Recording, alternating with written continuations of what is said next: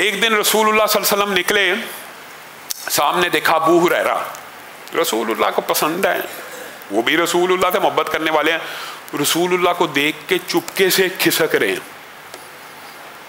Bayern यही अगर अरबी अल्फाज का तर्जमा किया जाए यही बनता, यानी चुपके से निकल रहे हैं, यानी दाएं बाएं हो रहे हैं कि रसूलुल्लाह की नजरों से ओझल हो जाओ और निकल गए। रसूलुल्लाह सल्लल्लाहु अलैहि वसल्लम के अंदाज को देख लिया और जब वो सामने आया, अबू हुरैरा ये क्या मैंने देखा, आपको मैंने देख लिया था। अच्छा आपने मुझे देख लिया था, आप मेरे से निगाहों से ओझल होके निकल गए।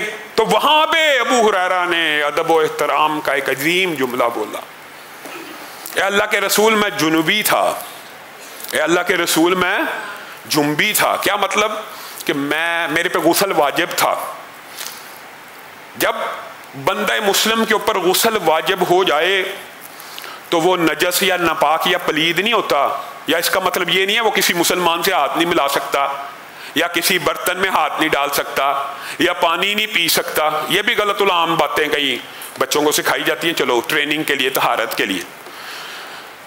लेकिन ये अब इनको पता है कि मैं नजस नहीं हूं और मैं रसूलुल्लाह से सलाम ले सकता हूं, लेकिन ये जो जुमला अदब का है, अल्लाह के रसूल मैं जुम्बी था,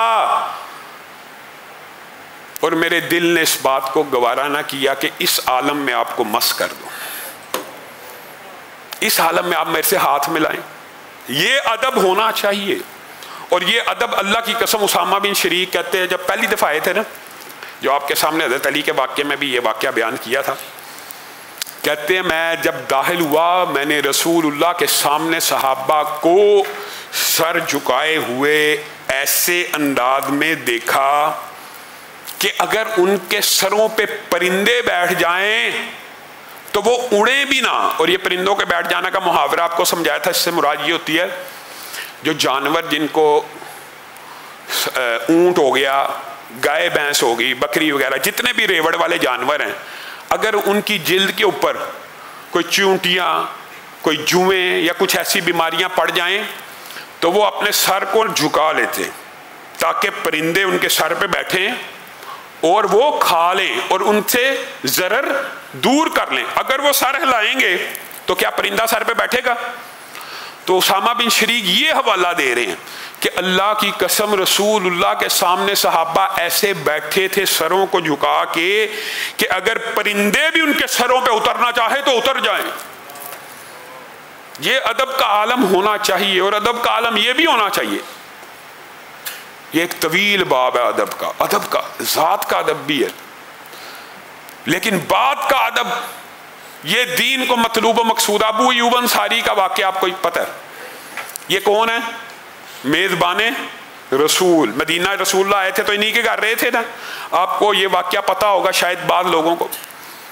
पहली रात का जो वाक़या हुआ वो आपको शायद मालूम ना हो, और कईयों को, तालिब इल्मों को तो पता।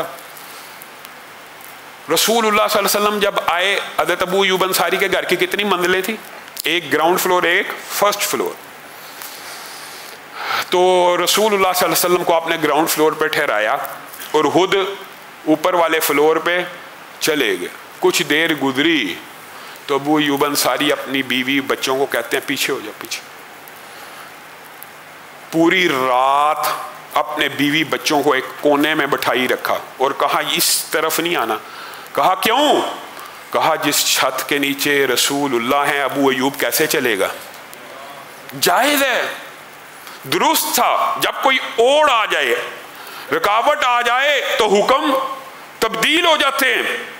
लेकिन अदब का आलम यह है कि सारी रात बेचैन रहे कि जिस छत के नीचे रसूलुल्लाह सल्लल्लाहु अलैहि वसल्लम अबू अय्यूब के बच्चे और बीवी उसके ऊपर कैसे सोए। अगला दिन हुआ, बीवी बच्चों को नीचे उतारा, रसूलुल्लाह की बारगाह में पेश हुए। रसूलुल्लाह ने बात करते हुए उनको कहने लगे, अल्लाह के रसूल आप ऊपर शिफ्ट नहीं हो जाते? तो रसूलुल्लाह सल्लल्लाहु अलैहि वसल्लम ने कहा मेरे लिए नीचे बेहतर है, वफूद आ रहे हैं, लोगों की आमद है, ये वो, आपको क्या मसला है अबू अय्यूब? तो वो बात बतला दी रात वाली है, अल्लाह के रसूल मैं कैसे उस छत पे रहूं जिस छत के नीचे मोहम्मद रसूलुल्लाह।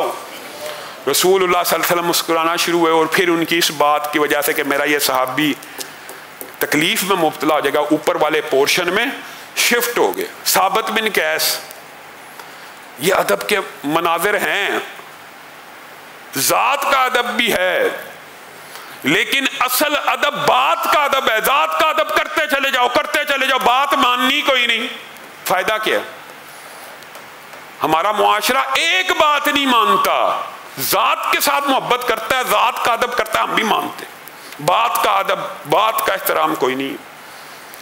साबित बिन कैस रसूलुल्लाह सल्लल्लाहु अलैहि वसल्लम, ये तवील वाक़यात हैं, सिर्फ आपको इख्तिसार से इशारा करता हूँ ताकि आपके दिमाग में रह जाए। नमाज से गैर हाज़िर है, नमाज से गैर हाज़िर है, गैर हाज़िर है, गैर हाज़िर। कुरान की आयत उतरी थी, या अय्युहल्लज़ीना आमनू ला तरफ़ऊ अस्वातकुम फ़ौक़ सौतिन नबी। कुरान की आयत उतरी थी, क्या ईमान वालों अपनी आवाज़ों को रसूलुल्लाह की आवाज़ से बुलंद न करो और उस तरह आवाज़ें ना दो जिस तरह आपस में कहते हो फलाने फलाने फलाने। रसूलुल्लाह के अदब को कुरान पाक में भी बयान किया है। ऐसा ना हो कि तुम्हारे अमाल ज़ाया हो जाए और तुम्हें पता ही ना हो। साबित बिन कैस के साथ ये माजरा हुआ। साबित बिन कैस ऊंचा सुनते थे। जो बंदा ऊंचा सुनता है नेचुरली और फितरती उसकी आवाज़ ऊंची हो जाती है। ये अलग बात है कि कोई उनको समझाता कि आप अगर ऊंचा सुनते हैं तो आप ऊंचा बोलने की जरूरत नहीं है, लेकिन जैसे ही आयतें उतरी साबित बिन कैस मस्जिद नहीं आ रहे। रसूलुल्लाह सल्लल्लाहु अलैहि वसल्लम अपने साहबा को जानने वाले थे, देख रहे हैं साबित नहीं है, साबित नहीं, कहा बुला के लाओ। साहबी गए हैं, साबित बिन कैस को कहा है आते नहीं हो मस्जिद। रसूलुल्लाह ने तलब किया, जी हाँ मैं तो यार जहन्नुमी इंसान हूँ। आगे से कह रहे मैं तो जहन्नुम में जा चुका हूँ, मैं तो जहन्नुमी हूँ, मैं कैसे? रसूलुल्लाह, तुझे किसने कहा तू जहन्नुमी? अल्लाह ताला ने कुरान पाक में कहा है कि जो रसूलुल्लाह के सामने ऊंची आवाज़ में बोलता है, मेरी आवाज़ तो बड़ी ऊंची है और मैंने तो सैकड़ों मरतबा रसूलुल्लाह के सामने ऊंची आवाज़ में बात की है। अल्लाह कह रहा है और अमाल ज़ाया हो गए और पता भी ना चला, मेरे तो अमाल बर्बाद हो चुके, मैं तो अब जहन्नुम में जा रहा हूँ, मैं क्या करूँ? रो रहे हैं, नमाज के लिए नहीं आ रहे। रसूलुल्लाह ने तलब किया, अल्लाह के रसूल सल्लल्लाहु अलैहि वसल्लम ने आपकी ये बात सुनी, मुस्कुराना शुरू हो गई और कहा साबित।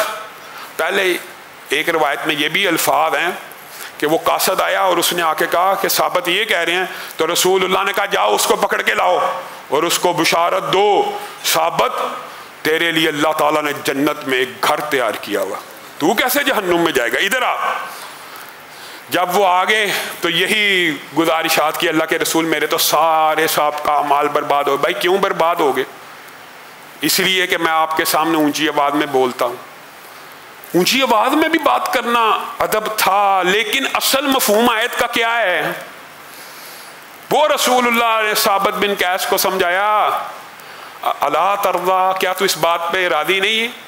अंतईश हमीदन, कि तू बाकी जिंदगी जब तक जमीन के पुष्ट के ऊपर रहेगा हमीद और सईद रहेगा, सादत मंदी की जिंदगी गुजारेगा, और जब तू मरेगा तो शहीद होके मरेगा, और जब तू दाखिल होगा तो जन्नतुल फिरदौस के दरवाजों से दाखिल होगा। अल्लाह की कसम, मुफस्सिरीन ने और मुहद्दिसीन ने लिखा ये साबित बिन कैस का अदब और एहतराम था जो साबित को इसी तरह दुनिया में ही जन्नत में ले गया। अल्लामा हिशाम इलाही ज़हीर ऑफिशियल चैनल को सब्सक्राइब कर लें।